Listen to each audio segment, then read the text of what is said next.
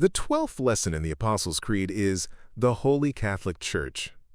There is a common misunderstanding regarding the Catholic Church.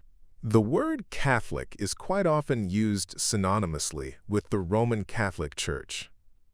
The Roman Catholic Church is a particular church in the Catholic Church. The nation of Israel, or Israel, is also not the church, nor is the church the new Israel. In addition, the church did not replace the nation of Israel either. The church originally was ecumenical, which is the representation of a number of different Christian churches. The Catholic Church would come together and discuss doctrine in ecumenical councils. The first 7 ecumenical councils happened between 325 AD until 787 AD and are generally acknowledged in the Church. The first ecumenical council was the First Council of Nicaea. The churches from Rome, Persia, Asia, Syria, Palestine, Egypt, Greece, Thrace, and others were represented in the council. There was no pope as a supreme leader over all the church. In 1054 AD, the Eastern Church, in Constantinople and others, split from the Western Church in Rome in what is called the Great Schism of 1054. One reason the East split from the West was over the rejection of the supremacy of the Pope of Rome. This is when the Roman Catholic Church grew its identity as the Catholic Church. The Catholic Church is actually many churches throughout the world that are not solely based in Rome. So what is the Catholic Church? The word Catholic comes from the Greek word katholikos, which means universal. The Greek words kata and holos, used in the Greek New Testament, are a more accurate explanation. These words are translated as throughout all in the English Bible. An example of this is in Acts. So the church throughout all Judea and Galilee and Samaria enjoyed peace, being built up, and, going on in the fear of the Lord and in the comfort of the Holy Spirit, it continued to increase. The church throughout all the world is the Catholic Church. This means that God brought his salvation to all the world, and not only to people centralized in the land of Israel. The word church itself has a very specific meaning. The Greek word ekklesia is translated to the word church. The Greek word ekklesia is actually the word assembly. And the news about them reached the ears of the church, ekklesia or assembly, at Jerusalem, and they sent Barnabas off to Antioch. The word church is used to differentiate between an ordinary assembly of common people and the assembly of God's people. The church is a promise from God in the Old Testament. The prophets in the Old Testament wrote that God would pour his Spirit upon his people. And I will put my Spirit within you and cause you to walk in my statutes, and you will be careful to observe my ordinances. And you will live in the land that I gave to your forefathers, so you will be my people, and I will be your God. And I will put my Spirit within you, and you will come to life, and I will place you on your own land. Then you will know that I, the Lord, have spoken and done it, declares the Lord. God had promised beforehand that he would save those who were not called his people. Hosea prophesied that those who were not from Israel would be saved. And I will sow her for myself in the land. I will also have compassion on her who had not obtained compassion, and I will say to those who were not my people, you are my people, and they will say, thou art my God. Being a descendant of Israel does not guarantee salvation. Only the remnant from the people will be saved. Isaiah wrote, For though your people, O Israel, may be like the sand of the sea, only a remnant within them will return. A destruction is determined, overflowing with righteousness. God promised to make a new covenant with his people. This new covenant was fulfilled with Christ and the beginning of his church. Behold, days are coming, declares the Lord, when I will make a new covenant with the house of Israel and with the house of Judah. But this is the covenant which I will make with the house of Israel after those days, declares the Lord. I will put my law within them, and on their heart I will write it, and I will be their God, and they shall be my people. For I will forgive their iniquity, and their sin I will remember no more. Then the offspring of Israel also shall cease from being a nation before me forever. The promises in the Old Testament were fulfilled in the establishment of the church. According to Daniel the prophet, God promised to abolish the sacrifices in the temple. The sacrifices were abolished in the temple when the nation of Israel was destroyed in 70 AD. Prior to the destruction of the temple in Jerusalem, Jesus said there would be no location to worship the Father, but that true worshippers must worship in spirit and truth. The woman said to him, "Sir, I perceive that you are a prophet. Our fathers worshipped in this mountain, and you people say that in Jerusalem is the place where men ought to worship." Jesus said to her, "Woman, believe me, an hour is coming when neither in this mountain nor in Jerusalem shall you worship the Father. But an hour is coming, and now is, when the true worshippers shall worship the Father in spirit and truth. For such people the Father seeks to be his worshippers. God is spirit, and those who worship him must worship in spirit and truth." This was the beginning of the Catholic Church, the assembly of God that is throughout all the world. The Church was established by Christ through the apostles.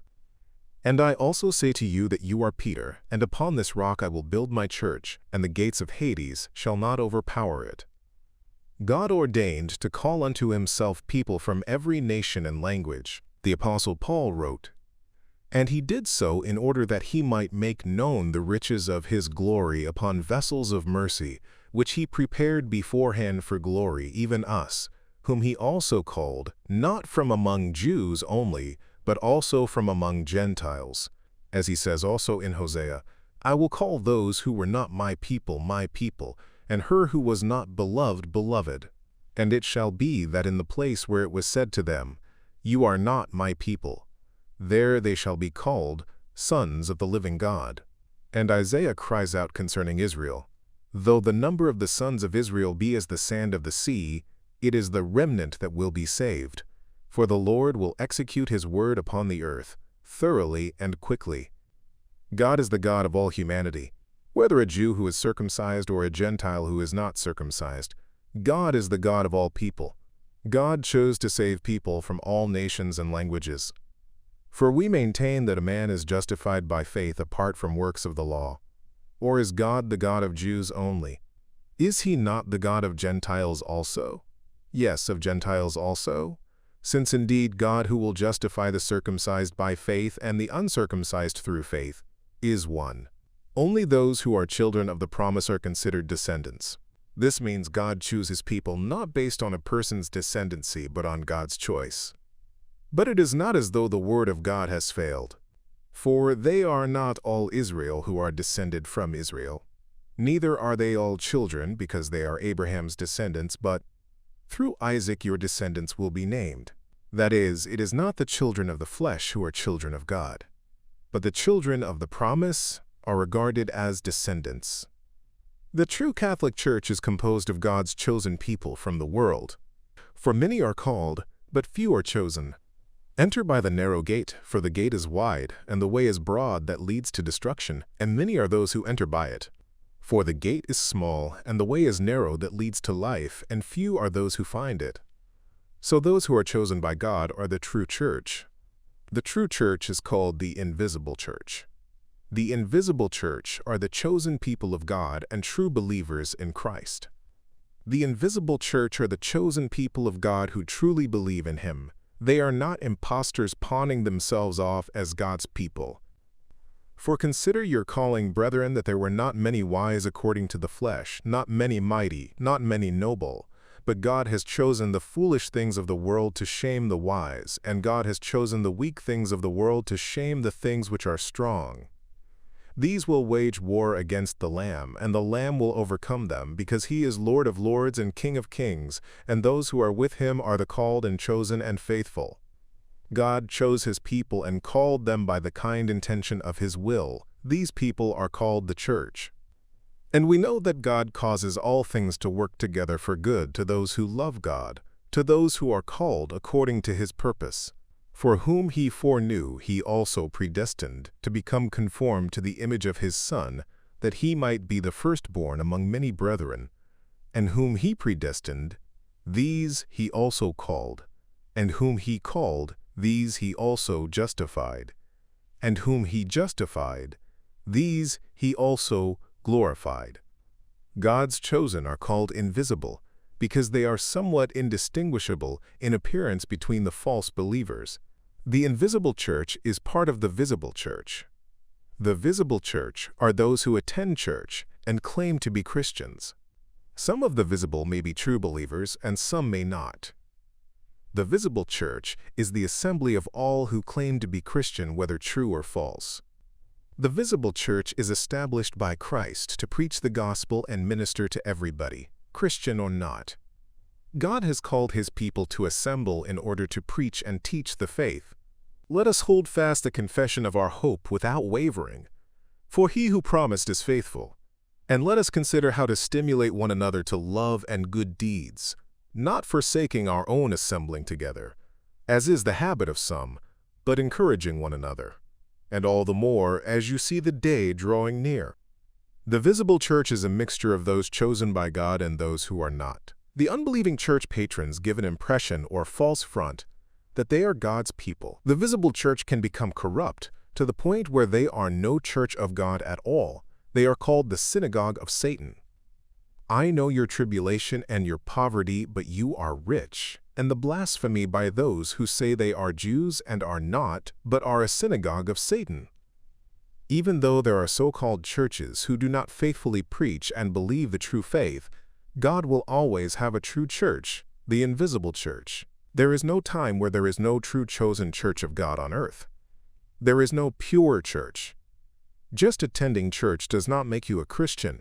Not everyone who says to me, Lord, Lord, will enter the kingdom of heaven, but he who does the will of my Father who is in heaven. Many will say to me on that day, Lord, Lord, did we not prophesy in your name, and in your name cast out demons, and in your name perform many miracles? And then I will declare to them, I never knew you. Depart from me, you who practice lawlessness. There is no pure or perfect church on earth. Nobody is 100% correct on everything they teach or do. Even the most faithful church has error somewhere in it. The Westminster Confession of Faith rightly states that the purest churches under heaven are subject both to mixture and error, and some have so degenerated as to become no churches of Christ but synagogues of Satan. Nevertheless, there shall be always a church on earth, to worship God according to His will. It was common for the early church to be divided with all kinds of mischief within itself. False prophets infiltrate the church constantly. It is extremely important to be well studied in the faith in order to identify the false brethren in the church and expel them quickly. But it was because of the false brethren who had sneaked in to spy out our liberty which we have in Christ Jesus in order to bring us into bondage.